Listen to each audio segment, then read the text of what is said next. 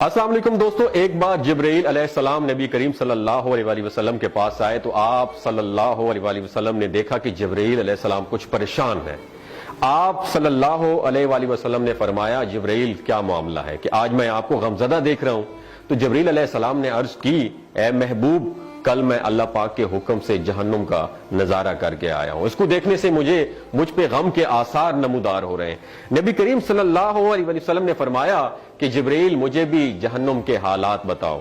جبرائیل نے عرض کی جہنم کے کل 7 درجے ہیں اور ان میں سے جو سب سے نیچے والا درجہ ہے اللہ ان میں منافقوں کو رکھے گا، اس سے اوپر والے 6 درجے میں اللہ تعالیٰ مشرک لوگوں کو ڈالیں گے، اس سے اوپر 5ویں درجے میں اللہ سورج اور چاند کی پرستش کرنے والوں کو، عبادت کرنے والوں کو ڈالیں گے، 4تھے درجے میں اللہ پاک آتش پرست لوگوں کو ڈالیں گے، اور 3 درجے میں اللہ پاک یہود کو ڈالیں گے، 2 درجے میں اللہ تعالیٰ عیسائیوں کو ڈالیں گے۔ یہ کہہ کر جبرائیل علیہ السلام خاموش ہو گئے تو نبی کریم صلی اللہ علیہ وسلم نے پوچھا جبرائیل آپ خاموش کیوں ہو گئے؟ مجھے بتاؤ کہ پہلے درجے میں کون ہوگا؟ جبرائیل علیہ السلام نے عرض کیا کہ اے اللہ کے رسول، پہلے درجے میں اللہ پاک آپ کی امت کے گناہگاروں کو ڈالیں گے۔ جب نبی کریم صلی اللہ علیہ وسلم نے سنا کہ میری امت کو بھی جہنم میں ڈالا جائے گا تو آپ بے حد غمگین ہو گئے اور آپ نے اللہ کے حضور دعائیں کرنا شروع کر دی۔ 3 دن ایسے گزرے کہ اللہ کے محبوب مسجد میں نماز پڑھنے کے لیے تشریف لاتے، نماز پڑھ کر حجرے میں تشریف لے جاتے اور دروازہ بند کر کے اللہ کے حضور رو رو کر دعائیں فرماتے۔ صحابہ حیران تھے کہ نبی کریم صلی اللہ علیہ وسلم پر یہ کیفیت کیسے طاری ہوئی ہے، مسجد سے حجرے جاتے ہیں، گھر بھی تشریف لے کر نہیں جا رہے۔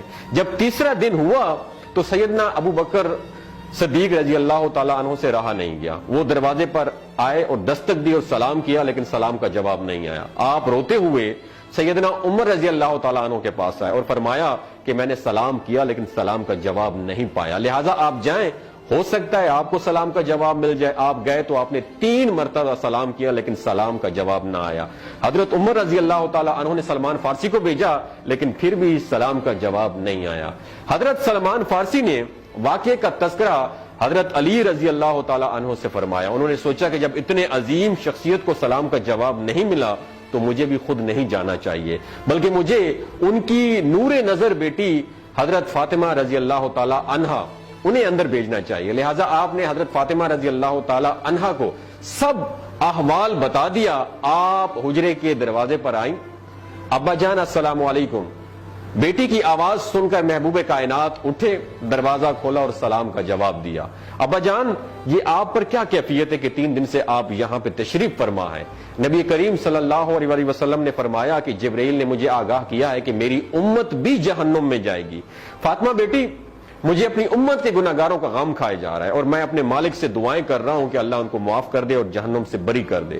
اور یہ کہہ کر پھر آپ سجدے میں چلے گئے، رونا شروع کر دیا، یا اللہ میری امت کے گناہگاروں پر رحم کر، ان کو جہنم سے آزاد کر کے اتنے میں حکم آ گیا وَلَسَوْفَ يُعْطِيكَ رَبُّكَ فَتَرْضَىٰ، اے میرے محبوب غم نہ کر، میں تم کو اتنا عطا کروں گا کہ آپ راضی ہو جائیں گے۔ آپ خوشی سے کھل اٹھے اور فرمایا کہ لوگوں، اللہ نے مجھ سے وعدہ کر لیا ہے کہ روز قیامت مجھے میری امت کے معاملے میں خوب راضی کرے گا، اور میں اس وقت تک راضی نہیں ہوں گا جب تک میرا آخری امتی بھی جنت میں نہ چلا جائے۔ بولتے ہوئے آنکھوں سے آنسو آنا شروع ہو جاتے ہیں بندے کے، جب بندہ سوچتا ہے کہ ہمارا نبی صلی اللہ علیہ وسلم اتنا شفیق اور غم محسوس کرنے والا ہے اور بدلے میں ہم نے ان کو کیا دیا۔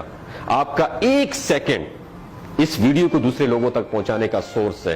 میری آپ سے عاجزانہ اپیل ہے کہ لا حاصل اور بے مقصد پوسٹیں ہم شیئر کرتے رہتے ہیں، لیکن آج اپنے نبی کی رحمت کا یہ پہلو کہیں ہم سے مس نہ ہو جائے۔ ایک شیئر کر کے اپنا حصہ ضرور ڈالیے گا، کیا پتا کون گناہگار پڑھ کر راہ راست پہ آ جائے اور دوسروں کو تھوڑی سی ہدایت مل جائے۔ کہنے کا مقصد یہ ہے کہ ایک نبی ہمارے لیے اتنا غم خوار ہے اور ہم یہاں بیٹھ کے اس کی امت کے اوپر اتنے مظالم ڈھائے جا رہے ہیں، ہمارے فلسطینی بھائیوں پہ اتنا ظلم کیا جا رہا ہے، لیکن ہم ٹس سے مس نہیں ہو جا رہے۔ آج ہمارے پاس اگر تلواریں ہوتی تو ہم تو بالکل سوچنا ہی ختم کر دیتے، لیکن آج ہمارے پاس میزائل ہیں، آج ہمارے پاس ایٹم بم ہے، لیکن پھر بھی ہم بے حس بنے ہوئے ہیں۔